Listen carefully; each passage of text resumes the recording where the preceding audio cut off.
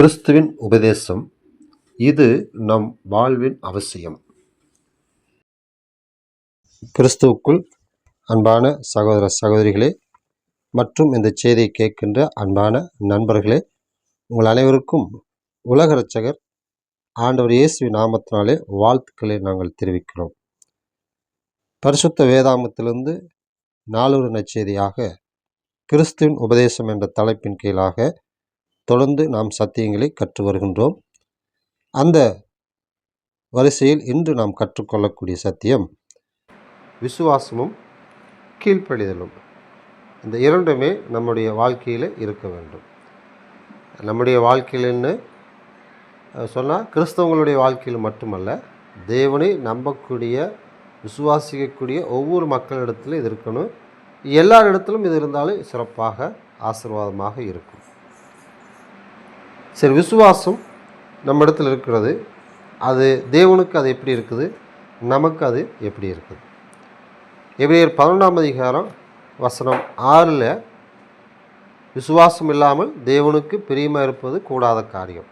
ஏனென்றால் தேவனிடத்தில் சேர்கிறவன் அவர் உண்டென்றும் அவர் தம்மை தேடுகிறவர்களுக்கு பலன் அளிக்கிறவர் என்றும் விசுவாசிக்க வேண்டும். பாரு, இங்கே விசுவாசம் நம்ம இடத்துல இருக்கணும் அப்படிங்கிறார். ரெண்டு விஷயத்தை சொல்கிறார். ஒன்று, தேவன் ஒருவர் உண்டென்று விசுவாசிக்கணும். இரண்டாவது, அவரை நாம் தேடும் பொழுது பலன் அளிப்பார். ஸோ தேவன் ஒருவர் உண்டென்று விசுவாசம் அதோடு இருந்தால் போதுமா? அந்த தேவன் இந்த உலகத்தையும் உலகத்தில் உள்ள எல்லாவற்றையும் உண்டாக்கினார்.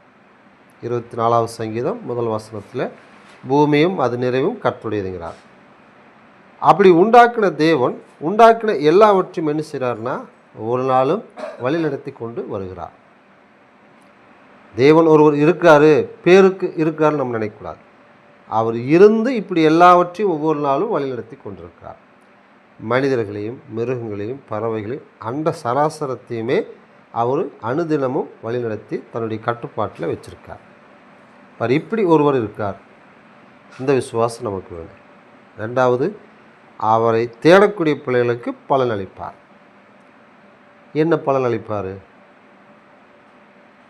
நமக்கு என்ன தேவை, யார் கொடுப்பாங்க, இப்படி நாம் நினைக்கிறோம்.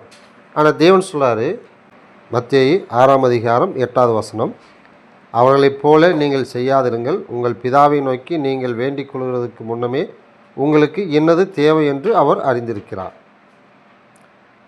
அவரை தேடும் பொழுது பலன் அளிப்பார். என்ன பலனு? இந்த வசனம் சொல்லுது, உங்களுக்கு என்னது தேவை என்று அவர் அறிந்திருக்கிறார். நமக்கு என்ன தேவை, நமக்கு என்ன பலன் அவசியம், நமக்கு என்ன ஆசீர்வாதம் வேணும், எனக்கு, என்னுடைய மனைவிக்கு, பிள்ளைகளுக்கு, என்னுடைய தாய் தப்பனுக்கு, நான் இருக்கிற சபைக்கு, நம்முடைய ஃப்ரெண்டு இருக்கிறாங்களா, யாராவது நம்ம இடத்துல எங்களுக்காக நீங்கள் பிரார்த்தனை பண்ணிக்கொள்ளுங்க, ஜெபம் பண்ணிக்கோன்னு சொல்லுவாங்க. இப்படி நாம் அந்த மக்களிடத்துலலாம் சரி உங்களுக்காக நாங்கள் ஜெபிக்கிறோம், இப்படி பல வகையில் நம்ம சொல்லியிருக்கலாம். மொத்தத்தில் நமக்கு என்னது தேவை என்று தேவன் அறிந்திருக்கிறார். அப்படி அறிந்திருக்கிற தேவன் அதை என்ன செய்கிறாரு? கொடுப்பார். எப்படி? விசுவாசத்தோடு கேட்கும் பொழுது. மத்தேயு 7ஆம் அதிகாரம் 7ஆம் வசனத்தில், மத்தேயு 7ஆம் அதிகாரம் 7லிருந்து 11 வரைக்கும் பாருங்கள். கேளுங்கள் அப்பொழுது உங்களுக்கு கொடுக்கப்படும், தேடுங்கள் அப்பொழுது கண்டடைவீர்கள், தட்டுங்கள் அப்பொழுது உங்களுக்கு திறக்கப்படும். ஏனென்றால் கேட்கிறவன் எவனும் பெற்றுக்கொள்கிறான், தேடுகிறவன் கண்டடைகிறான், தட்டுகிறவனுக்கு திறக்கப்படும். உங்களில் எந்த மனுஷனானாலும் தன்னிடத்தில் அப்பத்தை கேட்கிற தன் மகனுக்கு கல்லை கொடுப்பானோ, மீனை கேட்டால் அவனுக்கு பாம்பை கொடுப்பானோ? ஆகையால் பொல்லாதவர்களாகிய நீங்கள் உங்கள் பிள்ளைகளுக்கு நல்ல ஈவுகளை கொடுக்க அறிந்திருக்கும் போது பரலோகத்தில் இருக்கிற உங்கள் பிதா தம்மிடத்தில் வேண்டிக் கொள்வர்களுக்கு நன்மையானவைகளை கொடுப்பது அதிக நிச்சயம் அல்லவா? விசுவாசத்தோடு நாம் தேவனை தேடணும். அப்படி தேடும் பொழுது பலன் அளிப்பார். என்ன விசுவாசம்? எனக்கு தேவை என்னதென்று தேவன் அறிந்து கொடுப்பார். அந்த விசுவாசத்தோடு தேடணும். தேடுவதோடு இல்லாமல் எனக்கு என்னது தேவை என்று நான் அவரை விசுவாசத்தோடு தேடி ஜெபித்து கேட்கும் பொழுது கொடுப்பார். இந்த வசனம் அதான் சொல்லுது. கேட்கிறவன் எவனும் பெற்றுக்கொள்கிறான், தட்டுகிறவன் எவனுக்கு திறக்கப்படும், தேடுகிறவன் எவனும் கண்டடைகிறான்கிறார். அதனால் நீங்கள் விசுவாசத்தோடு தேவனிடத்தில் இருங்க, விசுவாசத்தோடு அவரை தேடுங்க, விசுவாசத்தோடு அவரிடத்துல கேளுங்க. கேட்டிங்கன்னா உங்களுக்கு கொடுக்கப்படும். மகன் பசியோடு இருக்கும் பொழுது தகப்பனிடத்தில் அப்பத்தை கேட்குறாரு. அப்படி கேட்குற அந்த மகனுக்கு கல்லை யார் கொடுக்கறது கிடையாது, பாம்பை யாரும் கொடுப்பது கிடையாது. பொல்லாதவர்களாகிய நீங்கள், தேவனுக்கு கீழ்ப்படியாத ஒரு தகப்பனாக இருந்தாலும் சரி, மகனை நேசிக்காத ஒரு அப்பாவாக இருந்தாலுமே பசின்னு கேட்குற அந்த மகனுக்கு சாகிட்டு அப்படின்னு செய்ய மாட்டாங்க. ஒன்று கொடுக்க விருப்பமில்லைன்னு போனாலும் போகலாம், எனக்கு அது தெரியாதுன்ட்டு போனாலும் போகலாம் ஒழிய இவன் சாகிட்டுன்னு யாரும் செய்ய மாட்டாங்க. பொல்லாத தகப்பனே இப்படி செய்யும் பொழுது தேவன் ஒருவர் உண்டு, அவரே எல்லாவற்றையும் படைத்தவர், எல்லாவற்றையும் ஆளுகை செய்கிறவர், எல்லாவற்றையும் அனுதினம் நடத்தி கொண்டிருக்கிறவர். இந்த விசுவாசத்தோடு நாம் இருக்கிறோம். அதே விசுவாசத்தோடு தேவனிடத்தில் ஒன்றை நாம் கேட்கும் பொழுது, தேடும் பொழுது கொடுப்பேன்னு வாக்கு கொடுத்துருக்காரு.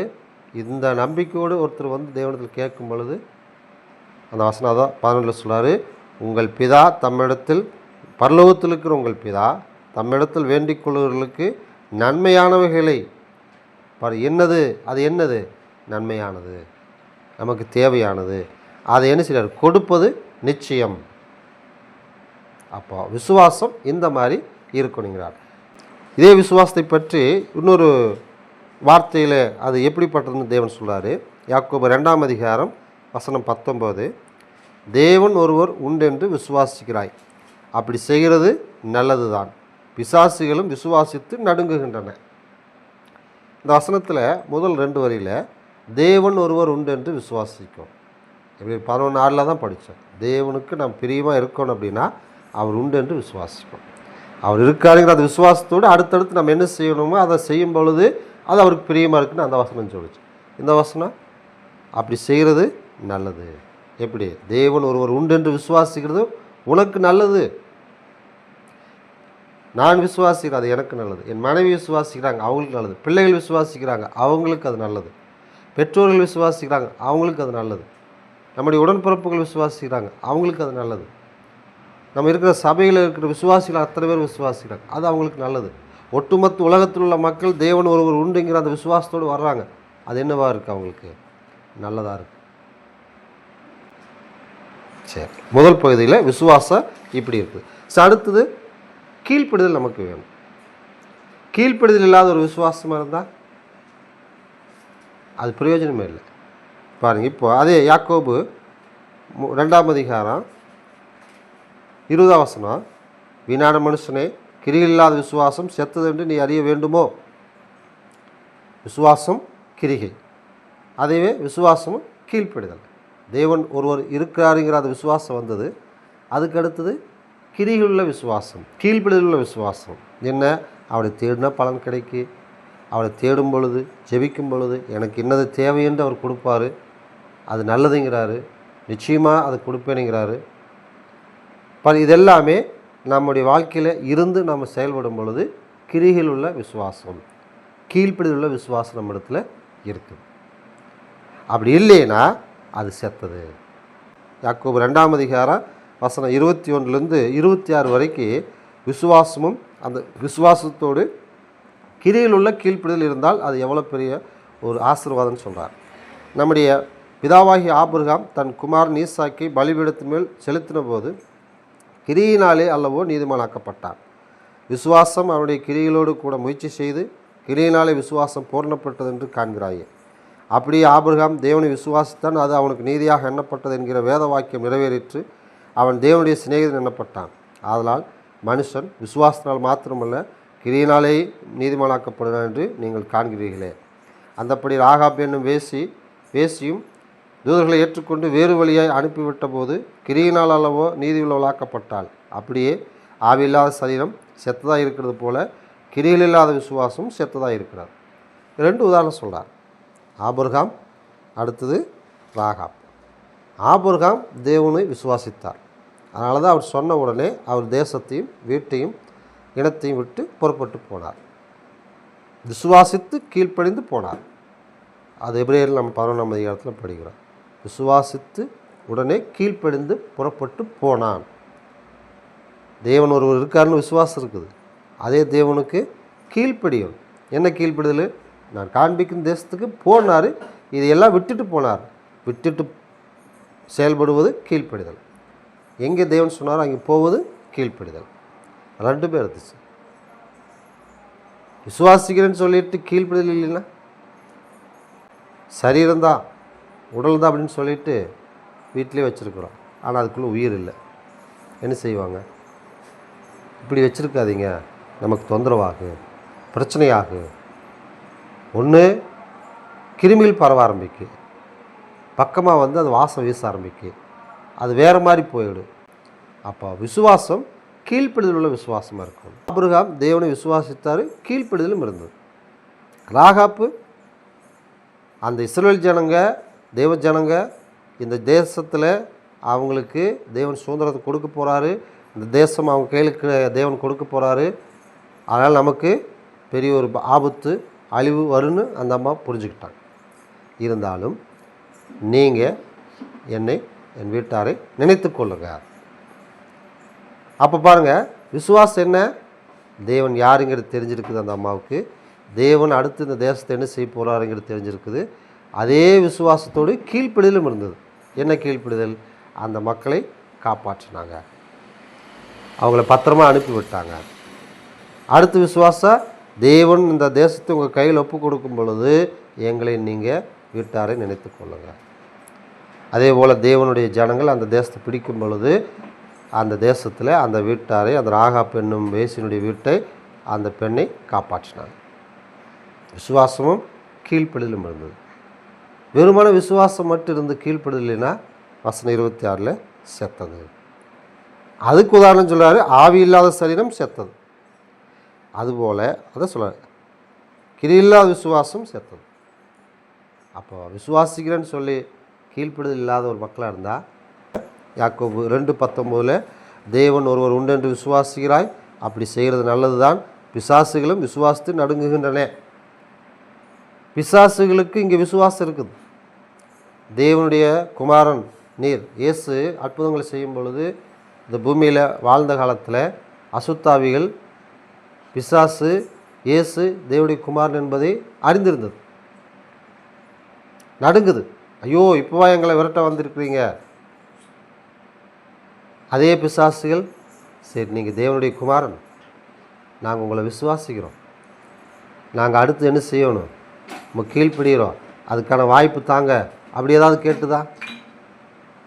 பாருங்கள், விசுவாசிக்குது, நடுங்குது, கீழ்ப்படுதல் இல்லை. இப்போ நாம் விசுவாசிக்கிறோம், நடுங்குறோம், ஐயோ அப்படியான்னு சொல்லி பயப்படுறோம். ஆனால் அடுத்து தேவன் என்ன சொல்கிறாரு? அன்பாக இருங்க, இரக்கமாக இருங்க, தயவாக இருங்க, சாந்தமாக இருங்க, பொறுமையாக இருங்க, இச்சையடக்கமாக இருங்க, மன்னியுங்க, ஒருத்தருக்கு ஒருத்தர் உதவியாக இருங்க, பாவத்தை செய்யாமல் பாவத்துக்கு எதிராக போராடுங்க. இப்போ இதெல்லாமே தேவன் வந்து நாம் செய்யணும்னு சொல்கிறார். இந்த செயல்களுக்கு நாம் கீழ்ப்படியலைன்னா விசுவாசம் இருந்து கீழ்ப்படுதல் இல்லை. கீழ்ப்படுதல் இல்லாதனால செத்தது. உடல் இருக்குது, உயிர் இல்லை. விசுவாசம் பிசாசுக்கு இருக்குது, கீழ்ப்படுதல் இல்லை. அதனால தான் அதுக்கடுத்து சொல்கிறாரு 20 வீணான மனுஷனே, வீணானவனே, கிரியில்லாத விசுவாசம் செத்ததுன்னு நீ அறிய வேண்டுமோ? உனக்கு தெரியணுமா? இது உனக்கு நல்லாவே தெரியும், மறுபடியும் அது உனக்கு தெரியணும். உடலில் வந்து உயிர் இல்லை, ஏங்க இன்னும் வச்சிட்ருக்குறீங்க? எவ்வளோ நாளைக்கு இதை வச்சிட்ருக்கிறது? சீக்கிரம் நம்ம இதை அப்புறப்படுத்தலாமே. பாருங்கள், மறிச்சிட்டாங்க, ரொம்ப பிடிச்சவங்க தான், நம்ம உயிருக்கு உயிராக நேசித்தவங்களாக இருக்கலாம். ஆனால் குறிப்பிட்ட நாளுக்கு அப்புறம் அவங்கள வச்சுருக்க மாட்டோம். நாம் நினச்சாலும் மற்றவங்க விட மாட்டாங்க. உடனே அதை வந்து நம்ம அப்புறப்படுத்துறதாங்க நல்லது. 2 வகையில் இருக்குது. ஒன்று பாதிப்பு, அது இன்னும் அதிகமாக துக்கம் வேதனை கொடுத்துரும். 2வது அதனால் மற்ற கிருமிகள் வந்து பரவ ஆரம்பிக்கும். அதனால் இந்த 2மே நமக்கு இல்லாமல் இருக்கணுங்கிறதுல கவனம் செலுத்துவாங்க. அதனால் தயவுசெய்து தேவ பிள்ளைகள் நாம் விசுவாசமும் கீழ்ப்படிதல் உள்ள அந்த கிரிகளும் நம்மிடத்தில் இருக்கணும். அப்படி இல்லாத பட்சத்தில் அது பிரயோஜனமே இல்லைங்கிறார். பிரயோஜனம் இல்லாத ஒரு விசுவாசம் நமக்கு வேண்டாம். தேவனுக்கு பிரியமில்லாத ஒரு விசுவாசம் நமக்கு வேண்டாம். நல்லது அல்லாத ஒரு விசுவாசம் நமக்கு வேண்டாம். தேவனுக்கு பிரியமான விசுவாசம், கிரியிலுள்ள விசுவாசம், நல்லது இந்த விசுவாசம். அப்படி நாம் இருப்போம். தேவன் ஆசீர்வதிப்பாராக. ஜெபித்து முடிப்போம். பரலோகத்தில் வாசம் செய்கின்ற எங்கள் பிதாவே, உமக்கு நன்றி செலுத்துகிறோம். சர்வ வல்லமுள்ளவரே, இந்த மாலை பொழுதிலே உமது வார்த்தைகளை படிக்க உதவி செய்தீர். விசேஷமாக நீர் ஒருவர் உண்டு என்ற அந்த விசுவாசமும் உண்மை நாங்கள் விசுவாசத்தோடு தேடும் பொழுது எங்களுக்கு என்ன தேவை, என்ன பலன் நீர் கொடுக்க சித்தமாக இருப்பீரோ அதை கொடுப்பீர். அந்த விசுவாசத்தை தந்தரலும் பிதாவே. வெறுமன விசுவாசம் அல்ல, செத்த விசுவாசம் எங்களிடத்தில் இல்லாமல் உயிருள்ள ஒரு விசுவாசமாக உமக்கு கீழ்ப்படிந்து உம்மை பிரியப்படுத்தக்கூடிய விசுவாசம் உள்ள பிள்ளைகளாக நாங்கள் வளர எங்களை ஆசீர்வதியும். உமக்கு சித்தமானபடி இந்த சத்தியத்தை நாங்கள் உணர்ந்து செயல்பட வேண்டுகிறோம். சத்தியத்தை கேட்ட விசுவாசிகளை ஆசீர்வதியும். உமக்கு பிரியமானபடி இந்த சத்தியத்தை கேட்குற ஒவ்வொருவரையும் காப்பீராக. உமக்கே மகிமை உண்டாகட்டும். எங்கள் ஆண்டவர் இயேசு நாமத்தினால் இந்த ஜெபங்களை ஜெபிக்கிறோம். ஜெபங்களும் எங்கள் நல்ல பிதாவே. ஆமென்.